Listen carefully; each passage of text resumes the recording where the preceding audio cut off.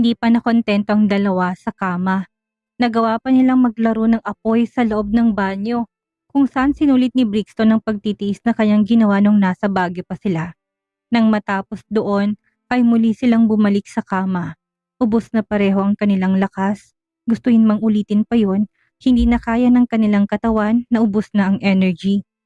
Gutom na ako. Lambing ni Seska na maramdaman yon habang nakayakap sa katawan ni Brixton, na ang tanging saplot lang ay ang robang suot nito matapos na maligo. Sinalat pa ng babae ang kanyang tiyan habang nakatingin sa mga mata ni Brixton, na natatawa na sa itsura nito. Luto ka ng pagkain natin. Okay, babangon na ako't magluluto. Halik niya siya noon ni Seska. Humayos ng higa si Seska. Humiwalay siya kay Brixton upang bigyan ito ng kalayaan na bumangon. Hinubad nito ang suot na roba at muling sinuot ang nahubad na damit niya. Anong gusto mong kainin? Kahit ano, basta yung mabilis nang maluto dahil sobrang gutom na talaga ako. Inubos mo pang lakas ko. Malito ng pangiti si Brixton sa paglalambing ngayon ni Seska. Ikaw, hindi mo ba inubos ang katas ko? Hindi lang lakas sa akin ang nawala. Ewan ko sa'yo na tayo. Sinundan ng tingin ng babae ang likod ni Brixton nang lumabas ito ng silid upang magtungo na noon sa kusina. Oo na, magluluto na. Naisip ni Brixton ng paboritong pasta ni Seska ang lulutuin niya. Kumpleto rin ang mga ingredients doon kung kaya naman hindi na siya nahirapan pang maghanap. Isa pa, pamilyar siya sa lugar kung kaya naman hindi na rin niya kailangan magtanong kay Seska. Tss, hindi ko alam na maulit ang ganitong senaryo. Akala ko noon tapos na talaga, bulong ni Brixton habang inihahanda niyang dining table. Ang ginawa niyang pagkain matapos na hubarin ang suot niyang apron. Iba talagang nagagawa ng tunay na pagmamahal eh. Iniwan mo man. Babalikan mo pa rin dahil paulit-ulit kang mahihibang. Matapos na ayusin ang ilang ginamit sa lababo, ay tinawag niya na ang fiancé. Seska, luto ng pagkain, labas na dyan. Nakailang tawag pa siya, ngunit hindi pa rin lumabas ang fiancé. Kung kaya pinuntahan niya na, nakita niyang mahina itong humihilik. Nakatulog na pala ito sa paghihintay ng niluluto. Masuyong hinaplos ni Brixton ang mukha ni Seska. Wala pa rin kakilos-kilos sa hinihigaan ng nobya na halatang ang lalim ng kanyang tulog. Hay, ang amo talaga ng mukha ng baby ko. Kapag tulog, ibang-iba kapag gising, bulong-bulong ni Brixton na naupo na sa gilid ng kama. Hinalikan niya ang labi nito habang buong puso na tinititigan ang mukha ng fiancé na hindi malang gumagalaw ang pilik mata ng halikan niya. Marahan ni Brixton hinawakan isang balikat nito. Gumalaw si Seska na tumagilid sa kabilang direksyon. Luto ng pagkain, malamig na yon kapag hindi ka pa bumangon. Higa ni Brixton sa kanyang tabi na naging dahilan upang idilat ni Seska ang kanyang mga mata at tignan ito. Luto na? Kaya bangon na. Hindi na yun masarap kapag malamig na. Ilang minuto lang ang lumipas at nagtungo na sila ng kusina. Matapos na ibangon ni Brixton ang katawan ni Seska, kahit pahalatang patuloy na sumasara pa rin ang talukap ng mga mata. Puring-puri ng babaeng nilutong pagkain ng fiancé niya. Nasaan ang reward ko kung masarap ang luto ko? Nauna mo nang makuha yun kanina, Natalyo. Tirap ni Seska na may nakakalokong ngumisi. Napailing na lang si Brixton sa palabang linyahan ng nobya. Maiba ko. Hindi ko inasahan talaga na tatanggapin ako kaagad ng mommy mo. Mommy natin, Seska. Pagtatama ni Brixton dahil gusto niyang tawagin itong ganon kada pag-uusapan nila. Oo na, mommy na natin. Masyado ka namang sensitive. Nangingiti pang turan ni Seska na may kakaiba ng tingin sa mga mata kay Brixton. Gusto ko lang pag-usapan natin yon. Wala naman siyang ibang choice kung hindi ang tanggapin ka. Dahil alam niya na mahal kita at hindi ako papayag na maghiwalay tayo muli. Kumpiyansang turan ni Brixton na sinalinan pa ng tubig ang baso ni Seska. Saka ang bait ng mommy natin. Kita mo naman, hindi ba? Tumango si Seska bilang pagsang-ayon. Parang anak ka na rin niya kung ituring. Kaya nga, ang swerte-swerte ko sa pamilya niyo. Naburo pang mga mata ni Brixton kay Seska. Baligtad. Siya ang maswerte kay Francesca. Are you happy now to have me again, baby? Natigilan si Seska sa tangkang pagsubo ng pagkain. Iba na naman kasi ang titig ni Brixton sa kanya. Yung tipong in love ito at ang sinabi niya ay nagre-reflect sa mukha niya. Of course, you are the mighty Natalyo Barcelo. Mighty? Magaling sa lahat ng bagay ang bibig kong sabihin. Kulang na lang pumalakpak ang tenga ni Brixton sa kanyang mga narinig. Aba, at marunong na ring mangbola ang fiancé niya. Parang may nais yata itong hilingin sa kanya. Anong hihilingin mo sa akin at ganyan ang tono ng pananalita mo, ha? Humalakhak lang si Seskang iniiling ng kanyang ulo. Totoo yon, gusto niyang hilingin na dito na ito matulog o isama siya pag uwi nito sa kanilang villa. Pakiramdam niya kasi parang ang hirap ng humiwalay sa lalaki, lalo na sa mga nangyari sa Baguio sa pagitan nila.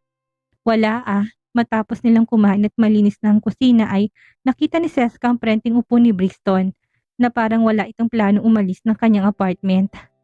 Naisip niya na plano ba ng nobyong doon matulog? Paanong trabaho?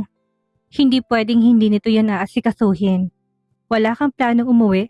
Saan? Sa villa nyo? Hindi ka pa pupunta ng office? Akala ko tambak ang trabaho mo. Binuka ni Brixton ng bibig dahil nag-alangan talaga siyang umuwi. Gusto niyang doong manatili pa. Hindi niya naman pwedeng pilitin si Seska na tumira kasama niya sa villa niya. What if? Sama ka na lang sa villa namin, Seska. Doon ka na tumira. Gusto kong araw-araw ka nakikita. Mag-practice na tayong manirahan doon. Ano?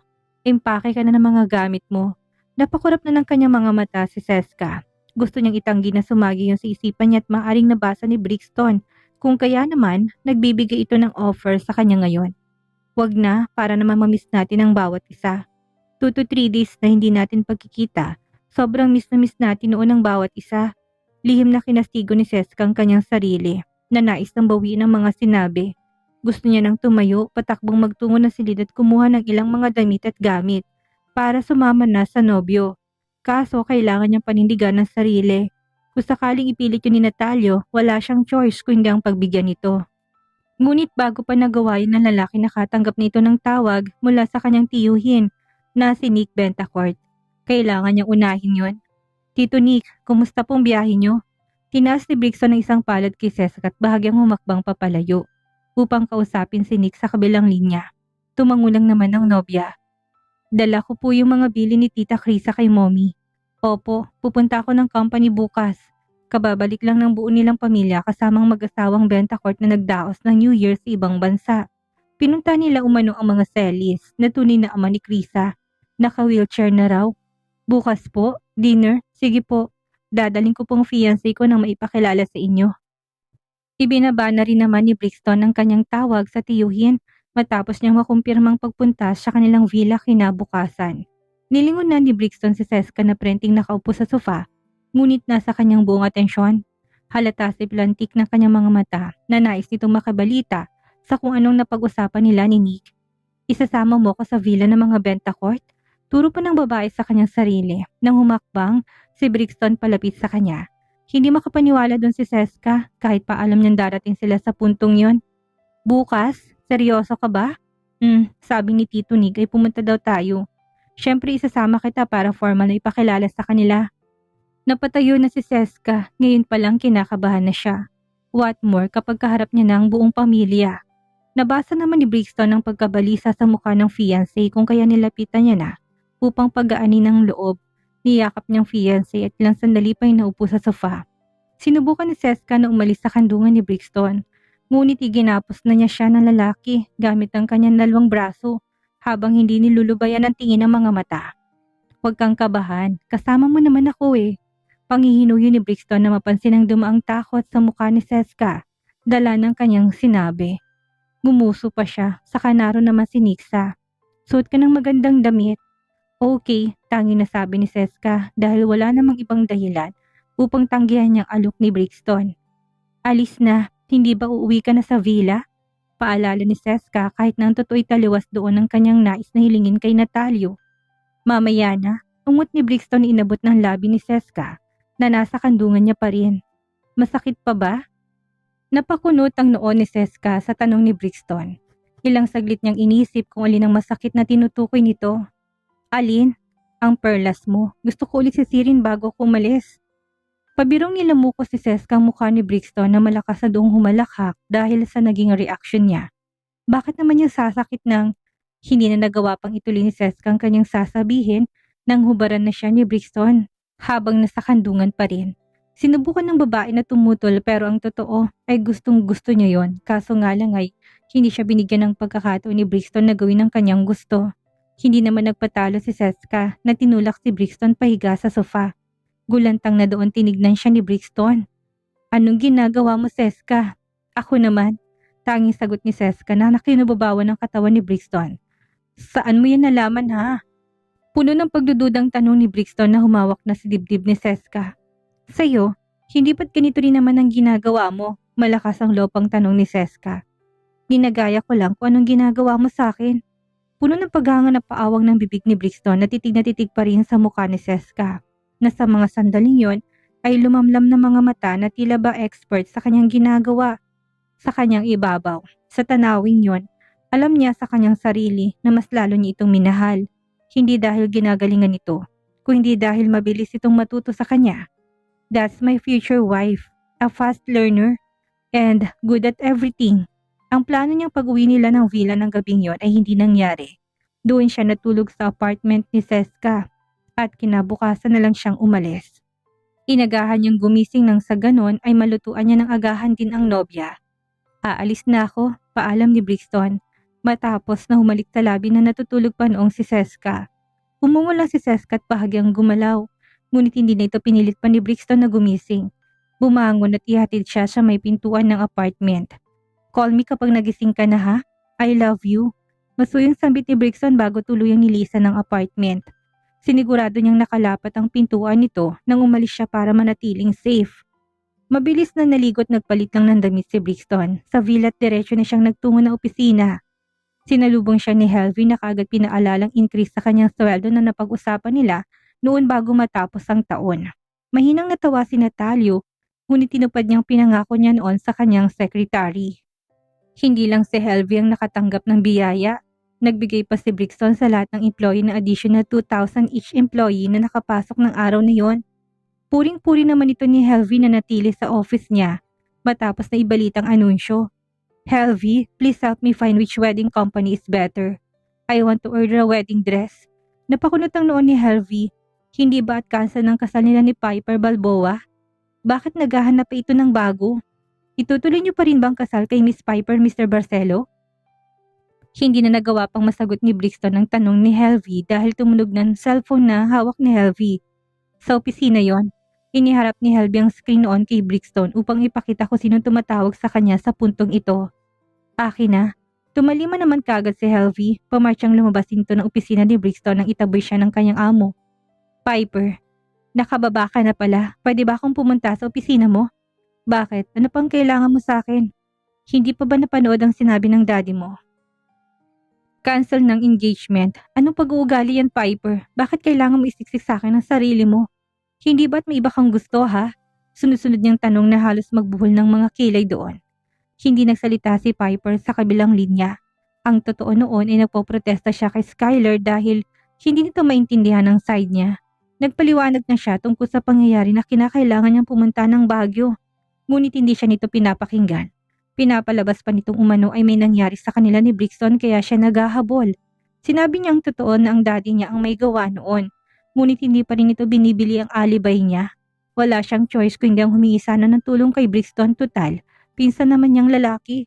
Baka lang kapag ang lalaki ang nagpaliwanag ay maniwala ito sa kanya.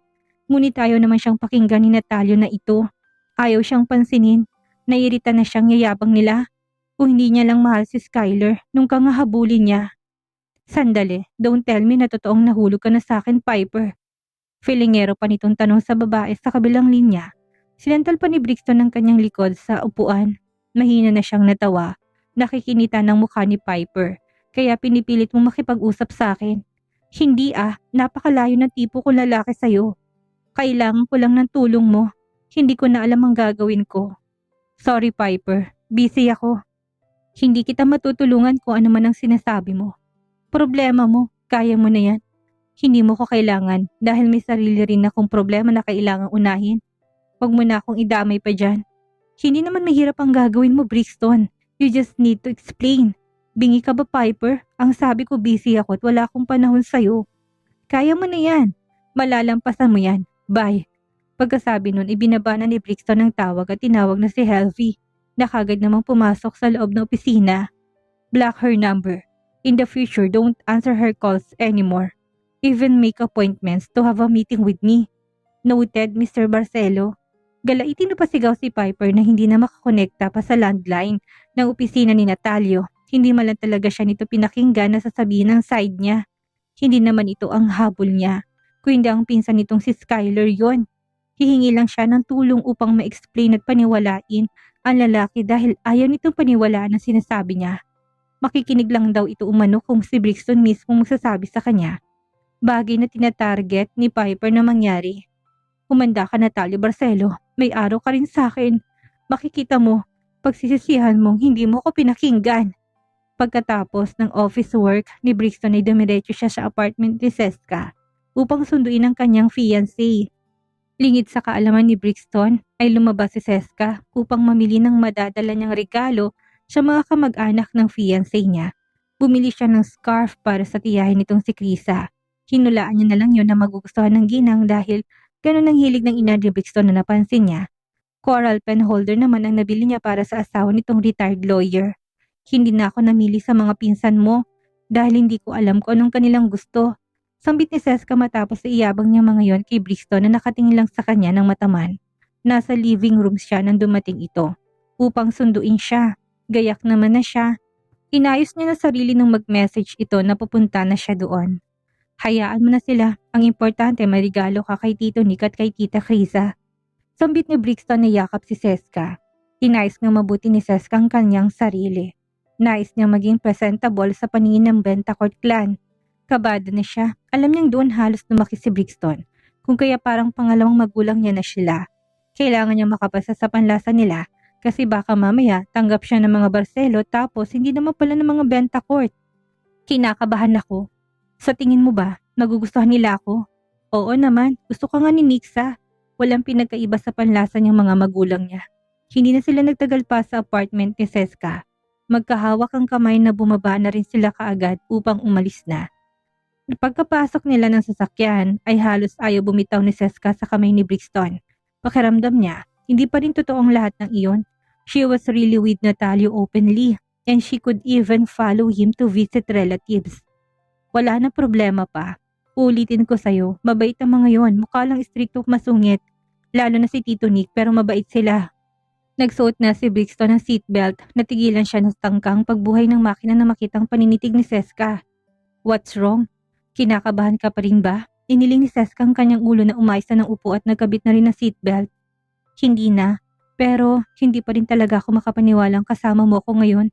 Napupunta sa mga kamag-anak mo. Nguso ni Seska hindi mapigilang maging emosyonal. Parang kailan lang kinamumuhian siya ng mga ito. Dati kasi si Mommy at Daddy lang ang kilala ko. Si Kuya Oscar at saka si Benedict. Ngayon nandyan ka, biglang ang dami ko na kagad kamag-anak at lumaking biglang aking pamilya. Sambit ni Seska na kailangan sabihin yon para makahinga siya. Kulang pa yan sila Seska. Mas marami ka pang makikilala kapag ikinasal na tayo. Dahil yung mga kamag-anak naming iba na anak ng kapatid ni Daddy ay nasa ibang bansa. Uwi sila sa kasal natin kaya dapat na mas maging handa ka. Sa sinabing yun ni Brixton ay mas nabahala pa ang kalooban ni Seska na kung ano-ano na kaagad ang negatibong naiisip. Gaano karami? Sa tingin mo magugustuhan nila ako? Paano kung hindi nila ako magustuhan para sa'yo, Natalio? Bakit naman hindi? Ikaw ang babaeng mahal ko kaya malamang sa malamang ay magugustuhan ka nilang lahat. Hindi na sumagot si Seska na sinandal na lang ang ulo sa isang braso ni Brixton. Pinandar na ng lalaki ang sasakyan at maya-maya pa ay nilisan na nilang parking lot ng apartment ni Seska. Nakailang sulyap na si Brixton sa mukha ng nobya. Walang hindi ka mahal-mahal sa iyo, Francesca. Kaya huwag ka mag-alala, magugustuhan ka ng lahat. Saka, kung sakaling may aayaw man sa iyo, mananagot sila sa muscles ko. Deklara pa ni Brixton na ikinabangon na ni Seska sa kanyang isang braso. May naglalaro ng kalokohan ng mga tingin nito sa kanya. Bakit ganyan ang mga tingin mo sa akin? Wala ba akong muscles? Francesca,